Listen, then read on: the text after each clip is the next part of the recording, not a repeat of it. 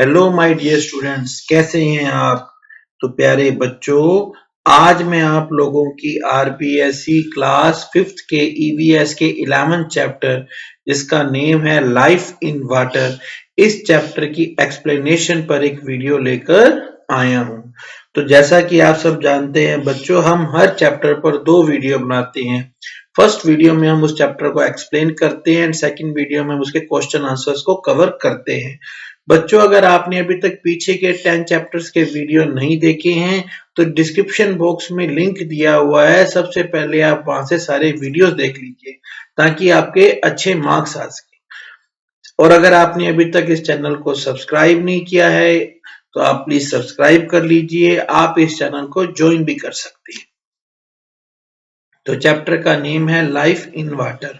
Who lives in water? पानी में कौन रहता है? We see many types of plants and animals around us.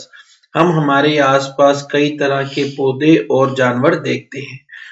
Some of them are found on earth, that are called terrestrial, and some in water, aquatic.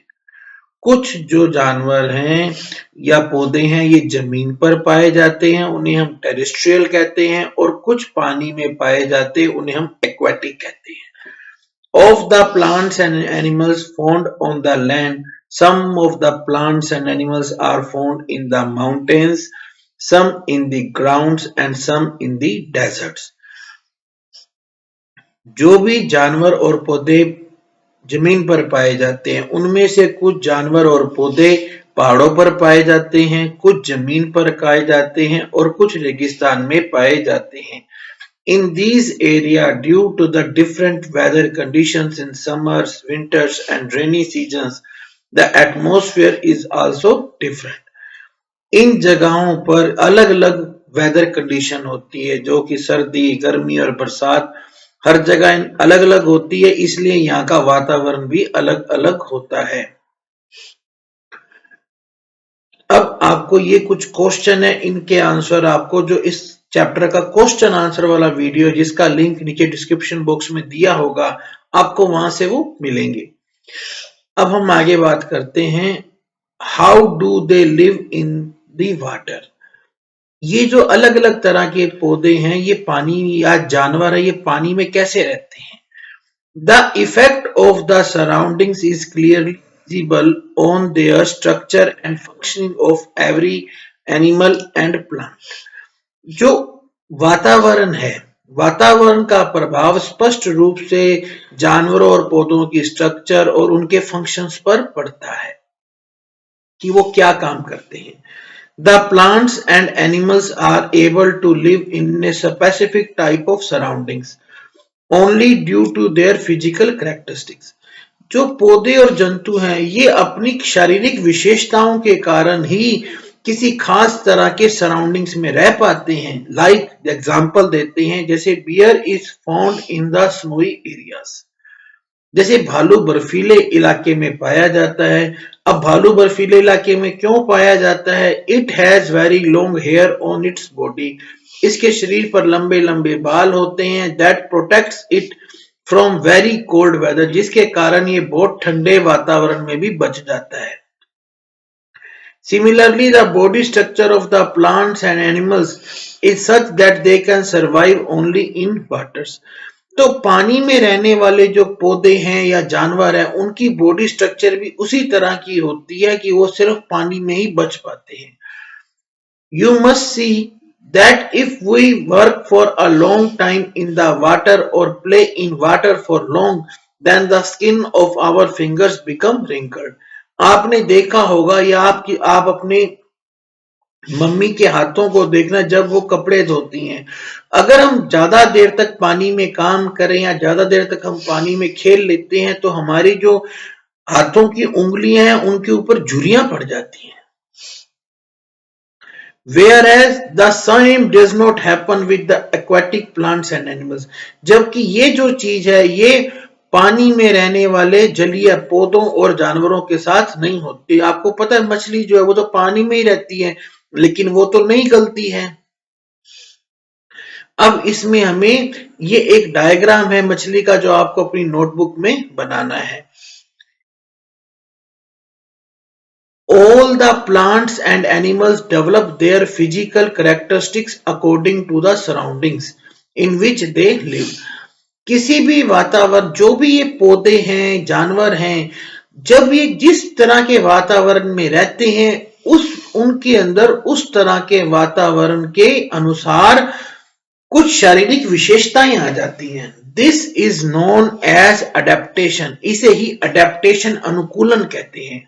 You must have seen green algae at those places in your nearby area where the water remains accumulated. जैसे कि आपने देखा होगा हमारे घर में या हमारे आसपास जहां कहीं पर थोड़ा सा पानी इकट्ठा हो जाता है, वहां पर हरी हरी काई उग जाती है. इसे ही कहते हैं हम algae.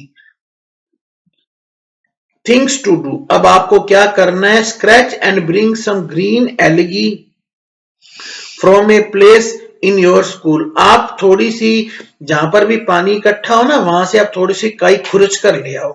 Where the water is accumulated. Take a magnifying lens from your school science kit and observe the algae carefully.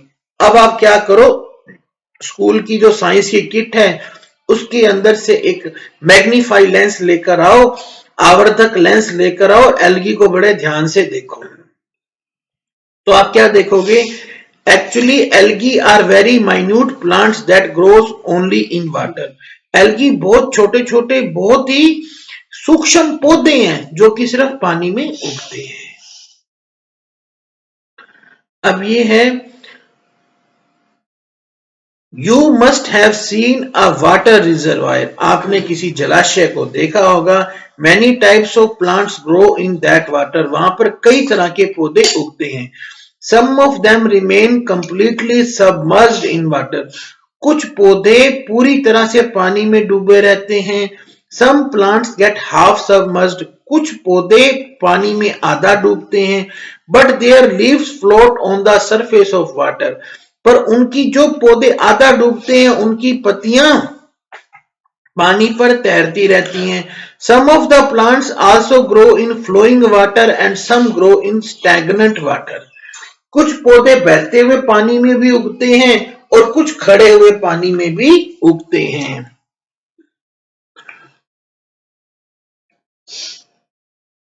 तो बच्चों, इस तरह से आज हमने क्या सीखा? Aquatic plants live in water. जो जलीय पौधे हैं वो पानी में रहते हैं. The aquatic plants and animals respire in water only. जलीय जीव जंतु केवल पानी में ही सांस लेते हैं. The aquatic animals and plants can live in water due to some special physical characteristics. जलीय जो जल में रहने वाले पौधे हैं या जानवर हैं, वो पानी में सिर्फ कुछ शारीरिक विशेषताओं के कारण ही रह सकते हैं. This is known as adaptation.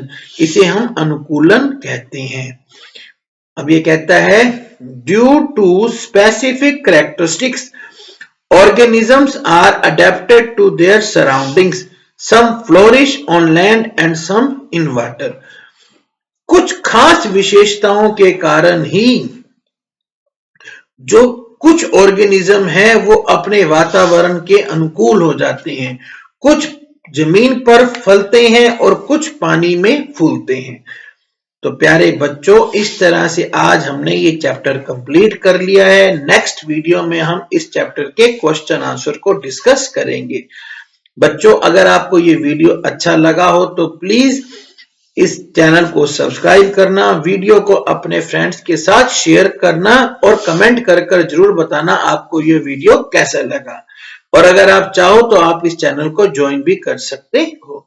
Thank you. Have a good day.